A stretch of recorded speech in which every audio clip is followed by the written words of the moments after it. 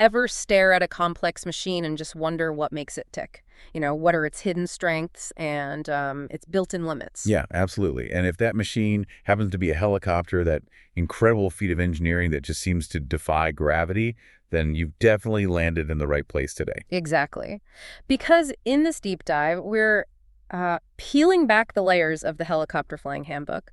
We want to uncover the crucial elements that dictate how these amazing aircraft actually perform. We're aiming to get right to the heart of it. Whether you're maybe a pilot prepping for your next flight, or perhaps someone just looking to sharpen your aviation understanding, or maybe you're simply captivated by how things work. Our goal is to extract the essential knowledge about helicopter performance. Yes, we're cutting through the really technical jargon to bring you the core concepts and some surprising twists, too. What truly matters for safe, efficient flight in all sorts of conditions. So we'll be looking at the fundamental ideas, the factors with the biggest impact. And how pilots actually use those vital performance charts. Okay, let's unpack this. Right. So at the core of how a helicopter behaves, you've really got three main influences: density, altitude, its weight, and the wind around it. And these aren't separate things, are they? They all interact. Exactly. They directly affect how much power the engine can actually deliver, and crucially, how much lift both the main rotor and the tail rotor can produce. Think of it like a delicate balance. Absolutely. If one of these key factors shifts significantly, it just has this ripple effect on everything else. Now, our main source, the Helicopter Flying Handbook, it does mention that the FAA's Pilot's Handbook of Aeronautical Knowledge goes into even more depth. Which is great if you really want to go down that rabbit hole. For sure. But for our deep dive today, we're really laser focused on the most important takeaways from the Flying Handbook itself. Okay, so let's start with density altitude. Now, the handbook doesn't just give you a neat one-sentence definition. It's more woven into the discussion, Right, it talks about how altitude and temperature together impact performance. Exactly. Essentially, density altitude is the altitude the helicopter feels like it's operating at. Hotter air, less dense. So even if you're physically lower down, on a really hot day, the helicopter performs as if it's way higher up where the air is naturally thinner. Precisely. And this is where it gets really interesting, because there's another player here, one that's often overlooked: humidity. Ah, yes. The handbook mentions this. It says while humidity isn't usually the primary factor in the calculations, it definitely has a tangible effect. It does. And what's fascinating, really, is the number the handbook points out. It suggests an approximate 3 to 4% reduction in overall performance in humid conditions compared to flying in dry air at the exact same altitude and temperature. 3 to 4%, how does that work? Well, think about it. The water vapor in humid air actually displaces some of the oxygen molecules. And it's the oxygen the engine needs for combustion, for power, and also what the rotor blades need to bite into to generate lift. Less dense air, effectively. Yeah. Okay, 3 to 4% might not sound like a massive amount initially. But as the handbook wisely notes, that seemingly small percentage can be absolutely critical, especially when you're already operating near the edge, near the helicopter's performance limits. That's a real aha moment for me. Even something we might think of as minor, like humidity, can be the deciding element. Precisely. Okay, now let's turn our attention to weight. This is a big one. And one the pilot has direct control over, right? Absolutely. And its impact on how the helicopter performs is, well, substantial. The handbook really emphasizes that reducing weight can literally be the deciding factor between a safe operation and one that simply isn't possible under those conditions. It really hammers home the importance of those careful weight and balance calculations before every single flight. You bet. And speaking of careful considerations, the handbook makes a vital point about hovering. Right, the heavier the helicopter, the more power is needed just to stay in one spot. Simple physics. But that increased demand for power from the main rotor also means the tail rotor has to work harder to counteract the torque. Ah, the anti-torque function. Exactly. And this can actually lead to a potential issue, especially when you're operating at high altitudes where the air is thin. What kind of issue? The handbook explains that in some helicopters, the tail rotor might actually not be able to generate enough anti-torque thrust to keep the aircraft pointing straight during a hover. Even if the total weight is technically within the published limits. Yes, even then. So it's not just about the overall gross weight. It's about the balance of forces and the specific capabilities of each component, particularly that tail rotor at altitude. Okay, so we've looked at the atmosphere, density, altitude, humidity, and the helicopter's mass, its weight. Now let's talk about the air itself moving wind. Right. The handbook explains how both the direction and the speed, the velocity of the wind play a significant role. Affects hovering, takeoff, climb, pretty much everything. So what's the key concept here with wind? A really important one is translational lift. This happens anytime there's airflow across the main rotor disc. Whether that's from the helicopter moving forward or from the wind blowing over it while it's hovering. Exactly. And the handbook points out that a headwind is generally the most beneficial scenario. Why is that? Because as the speed of that headwind increases, translational lift also increases. You get this sort of free lift from the wind. Which means the engine doesn't have to work quite as hard to keep the helicopter hovering. Precisely. Less power required for the hover. So headwinds are definitely a pilot's friend for performance. But what about when the wind isn't coming straight on? The handbook mentions crosswinds and tailwinds being more challenging. They are. They require the tail rotor to work much harder just to maintain directional control, to keep the helicopter pointed where the pilot wants it. And that extra work for the tail rotor, does that take power away from the main rotor? Essentially, yes. It diverts power away from the main rotor system, reducing the total power available for generating lift. The handbook even mentions that some helicopters have specific charts defining the critical wind azimuth. Which is like the worst angle for the wind to be coming from. Exactly. The angle relative to the nose that presents the biggest challenge for the tail rotor. And also charts for the maximum safe relative wind, the highest wind speed from any direction that the helicopter can be safely controlled in. Wow. Operating beyond those limits sounds like it could get dangerous quickly. It could. The handbook warns about potentially losing tail rotor effectiveness, which is definitely not a situation you want to be in. Okay, and how does wind affect getting off the ground and climbing? Again, a headwind is your friend here. The handbook explains it allows the helicopter to achieve effective translational lift at a lower ground speed and over a shorter distance. So you get airborne quicker and can climb more steeply. That's right, a steeper angle of climb. Conversely, trying to take off with a tailwind, well, that requires a much longer ground run or air run to accelerate through that point where translational lift really kicks in. So it seems like a really thorough understanding of these three core factors. Density, altitude, weight, and wind is just fundamental. Absolutely essential for operating a helicopter safely and efficiently. Couldn't agree more. But how do pilots actually take all this theory and apply it in the real world during flight? That's where those performance charts come in, right? Exactly. That's the practical application. The handbook explains that the manufacturers develop these detailed charts, but they're based on a set of standardized assumptions. Okay, like what sort of assumptions? Things like the helicopter is in good working order, the conditions are a calm wind, the engine is producing its rated power, and you have an average pilot following the standard procedures. So it's kind of like a standardized baseline, almost a best-case scenario in some ways. Pretty much, because real-world conditions, as you know, are rarely that perfect or ideal. Makes sense. And the handbook clarifies that manufacturers don't physically test every single possible combination. Right. That's correct. Imagine trying to do that. They gather specific performance data during rigorous flight testing, absolutely, but then they use complex mathematical calculations, modeling, to derive the rest of the information that's presented on those charts. Yeah, flight testing every single permutation of weight, altitude, temperature, humidity.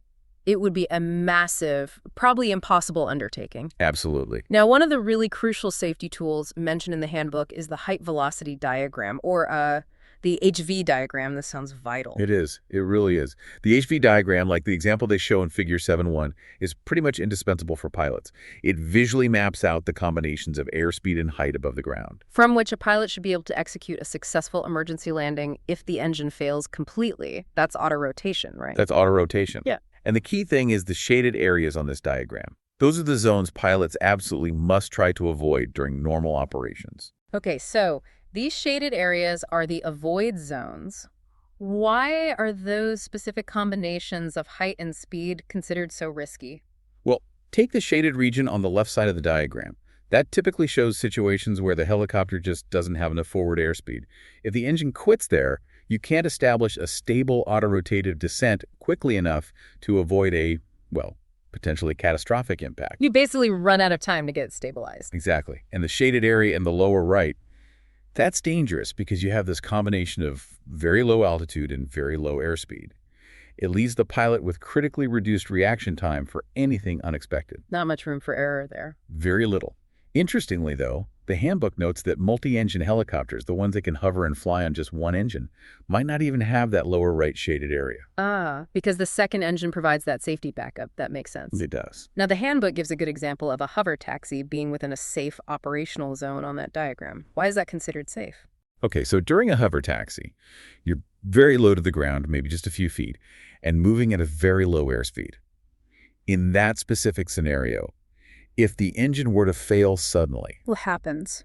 the pilot can immediately use the kinetic energy stored in those rapidly spinning rotor blades. You pull up on the collective, trading that inertia for lift to cushion the landing. So you use the rotor's momentum. Precisely. Yeah. It allows for a controlled, albeit maybe firm, touchdown.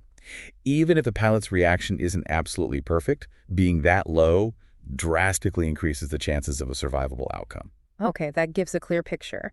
So what makes increasing airspeed without also increasing your altitude dangerous? Why does that push you into that left shaded area? Right. As you pick up forward speed but stay really low, you eventually reach a point where if the engine suddenly quits, your reaction time just isn't enough. You wouldn't have time to execute a proper flare. That nose-up maneuver to slow the descent.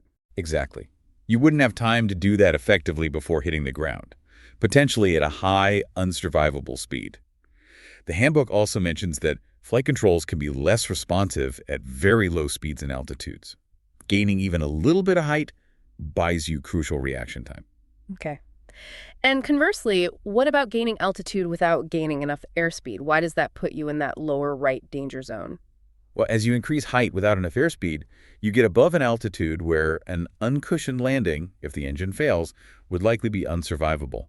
You eventually get too high for the remaining rotational energy in the blades to provide enough lift for a safe touchdown. So you can't generate enough lift from the flare. Right. Especially if your airspeed is way below the ideal speed for auto rotation. You really need sufficient altitude to give you the time to accelerate to that optimal auto rotation airspeed if you're too slow initially. So it really boils down to having enough time and enough stored energy in the rotors to manage the descent safely if the engine quits. That's a great way to put it. The handbook also describes a typical safe takeoff profile. The idea is to stay clear of these shaded regions as much as possible, right? Yes, exactly. A standard safe takeoff usually involves transitioning from a low hover into forward flight, gaining altitude gradually as the helicopter accelerates and gets that translational lift. While aiming to get the airspeed up towards a safe auto-rotative speed fairly quickly. Right. This lets the pilot climb away from the ground while spending minimal, or ideally no, time inside those riskier shaded areas of the HV diagram. So operating in those zones isn't strictly forbidden, but the handbook strongly advises pilots to really understand the increased risks. If the engine or driveline fails while you're in a shaded area, things happen much faster. You need to weigh the operational need against those potential hazards very carefully. Now, the handbook makes a really important link here. It connects the HV diagram back to those other crucial factors we talked about earlier, weight and density altitude. Yes, that's a critical connection. Yeah. It states that the HV diagram, as published, is only truly valid under certain operating conditions. Meaning the time required, and therefore the altitude you need, to get into a stable auto rotation depends directly on the helicopter's total weight and the density altitude at that time. Thinner air or a heavier helicopter makes it harder to auto-rotate effectively? It takes more altitude, more time. That's why the standard HV diagram is typically only accurate when the helicopter is operating within the limits shown on a different chart, the gross weight versus density altitude chart, like the example in Figure 7.2. Okay, so you have to use these charts together. The handbook gives an example, right? Can you walk us through how a pilot would use Figure 7.1 and 7.2 together? Sure. Let's use their example. Assume the density altitude is 8,500 feet. A pilot would first find 8,500 feet on the vertical axis of the gross weight versus density altitude chart, Figure 7.2. Okay, got it. Then you move horizontally across from that 8,500-foot mark until you hit the performance line for that specific helicopter model. From that intersection point, you then drop vertically downwards to the bottom axis to find the corresponding maximum gross weight. In their example, this weight limit, for which the HV diagram in Figure 701 is valid, works out to be roughly 2,500 pounds. So if your helicopter weighed more than 2,500 pounds at that 8,500-foot density altitude, The standard HV diagram wouldn't necessarily apply accurately. That's the implication. It clearly shows how the helicopter's safe operating envelope, particularly for auto-rotation, effectively shrinks as density altitude increases. That makes perfect sense. Thinner air, heavier aircraft both make auto-rotation more challenging and critical. Yeah. Okay, let's dig a bit deeper into auto-rotation itself. The handbook says descent performance is primarily about indicated airspeed. Generally, yes, during the descent phase. Most auto-rotation performance charts show the rate of descent is mainly a function of the indicated airspeed the pilot holds. For the most part, density, altitude, and gross weight don't drastically change the descent rate while you're coming down. But there's always a but, isn't there? That's not the whole story. Exactly. The handbook really emphasizes this. The crucial flare and touchdown phases are significantly influenced by both density, altitude, and gross weight. How so? At higher density altitudes, or with a heavier helicopter, the main rotor disc just has less potential to generate lift during that critical flare. The air is less dense or the demand is higher, so the pilot needs to use a higher collective pitch angle during the flare to cushion the landing effectively. More input needed for the same result. So essentially, gravity becomes your engine during the descent, keeping the rotor spinning. You got it. As the helicopter comes down, its potential energy, its height, is converted into kinetic energy. That drives upward airflow through the rotor system, keeping the blades turning and generating the lift needed to control the descent. Figure 7.3, showing a typical auto-rotation curve, illustrates how different combos of forward speed and descent rate maintain rotor RPM. It really sounds like a delicate balance. The handbook gives an example. Gliding at a very low airspeed during auto-rotation leads to a very high descent rate. Why is that so bad for landing? Because if you're gliding very slowly, you have very little forward momentum. You need that momentum to execute an effective flare, that nose-up pitch just before touchdown, that dramatically slows your descent rate. Not enough speed, not enough energy to arrest the descent. Exactly. Even if the pilot pulls maximum collective pitch in that situation, the rotor system might just not generate enough lift to stop a hard, potentially damaging landing. That's precisely why auto-rotation training focuses on a specific, fairly narrow airspeed range. Finding that sweet spot. Right. It provides the best balance between a manageable rate of descent and having enough energy stored up for a successful flare. As the handbook clearly states, maintaining the correct airspeed is the single most significant factor affecting the rate of descent in auto-rotation. Okay, that gives us a really clear picture of what happens when the engine unexpectedly quits. Now let's switch gears. Let's talk about when the engine is working perfectly. Hovering seems so basic, but... It is fundamental, but it's also incredibly demanding. The handbook explicitly states that hovering requires more engine power than any other steady flight regime, period. More than climbing or cruising? More than steady climbing or cruising, yes. Obstacles aside, if a helicopter has enough power to hover stably, it can usually manage a vertical takeoff, especially when you factor in the extra lift you get as it transitions into forward flight, that translational lift again. And we absolutely have to talk about the difference between hovering and ground effect, IGE, and out-of-ground effect, OGE. Oh, absolutely. Crucial difference. Yeah. The handbook points out the IGE hover ceiling is generally significantly higher than the OGE ceiling. Why is that again? Because when the helicopter is very close to the ground, usually within about 1 rotor diameter, the ground surface interferes with the airflow. It disrupts the formation of those powerful rotor tip vortices that normally drag down performance. So the rotor becomes more efficient near the ground. Exactly. You get more lift for the same amount of power. Chapter 2 of the handbook goes into the aerodynamics in more detail. But the practical takeaway, which the handbook stresses, is vital. Which is? Always plan for an OGE hover capability when you're approaching a landing in an unfamiliar or unverified spot. You just can't guarantee that ground effect will be there or be strong enough, depending on the surface and slope. Assume the worst case, plan for OGE. Got it. Yeah. And as we discussed earlier with density altitude, that atmospheric condition really dictates hovering performance too. Massively. As density altitude increases, or as the helicopter's gross weight increases, the engine has to work harder and harder just to maintain a stable hover.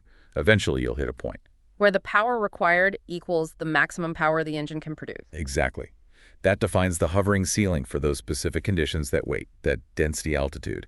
And remember, any change in weight during the flight, like burning fuel or dropping off passengers, directly affects that ceiling. Lighter means a higher hover ceiling, heavier means lower. Precisely. The handbook then gives a couple of really useful sample hover problems using the charts.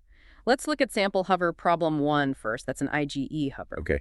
In this scenario, the conditions are 8,000 feet pressure altitude, temperature is plus 15 degrees Celsius, and the takeoff gross weight is 1,250 pounds. So how do you use the chart, figure 7 to 4, for this? You'd find 8,000 feet on the pressure altitude axis, then move across horizontally to intersect the line representing plus 15 degrees C. From that intersection point, you move straight down vertically to the bottom scale. And that tells you? That tells you the maximum gross weight for hovering IgE, in this case at a 2-foot skid height. In this example, it works out to be about 1,280 pounds. Okay, and since the helicopter's actual weight is 1,250 pounds. Which is less than the 1,280-pound maximum. Yeah. A safe IgE hover is possible under these conditions. Right, that's clear. Now, sample hover problem 2 is different. It's an OGE hover, maybe at a remote mountain landing zone. Higher altitude, slightly less weight because fuel's been burned. Okay, the conditions here are 9,000 feet pressure altitude, still plus 15 degrees C, but the gross weight is now 1,200 pounds. You use the OGE chart, figure 7.5, same procedure. Find 9,000 feet, move across to the plus 15 C line. Then drop down to find the maximum OGE hover weight.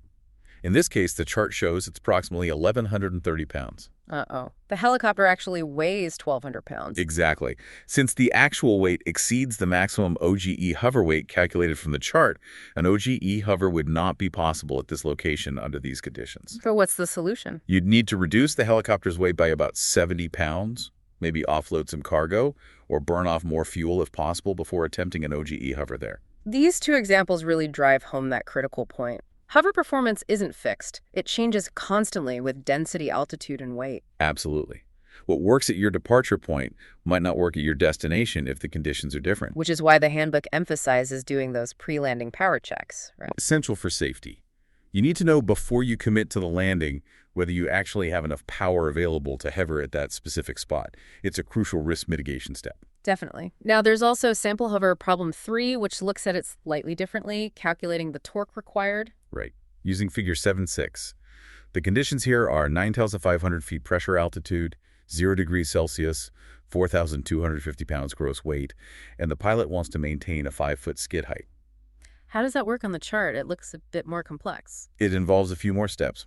You enter at 9,500 feet PA, move right to the 0 degrees C temperature line, then drop down to intersect the horizontal line for 4,250 pounds gross weight. From that point, you move horizontally left until you hit the curve representing a 5-foot skid height. Okay. Then you drop straight down from that intersection on the curve to the bottom scale, and that gives you the estimated required engine torque percentage. In this example, it comes out to about 66%. So these charts give pilots really concrete, data-driven info to make smart decisions about the helicopter's limits under all sorts of conditions. That's exactly what they're for, informed decision-making. This has been a really fascinating deep dive into what makes helicopters perform the way they do. Indeed. We've covered a lot of ground, haven't we? From those basic but critical factors, density, altitude, weight, wind, to understanding that vital HV diagram, the nuances of auto-rotation and hovering. And the fundamentals of climb performance as well. And hopefully for you listening, this deep dive has given you a really solid foundation. A better understanding of the complexities involved in helicopter flight and why considering these performance factors is just so incredibly important. It really highlights that flying a helicopter isn't just about manipulating the controls. It's a constant process of assessing the machine's capabilities against a dynamic environment. Absolutely. And on that thought, here's something to maybe mull over. How might these fundamental principles we've discussed, understanding limitations, the impact of the environment, that interplay of power and weight? How might they apply metaphorically? Yeah. How might they apply to other complex systems in your own life? Or even to personal goals or projects you're working on? It's kind of interesting to ponder how we all balance our available power or resources, manage our weight or burdens, and navigate the environmental conditions around us to achieve success.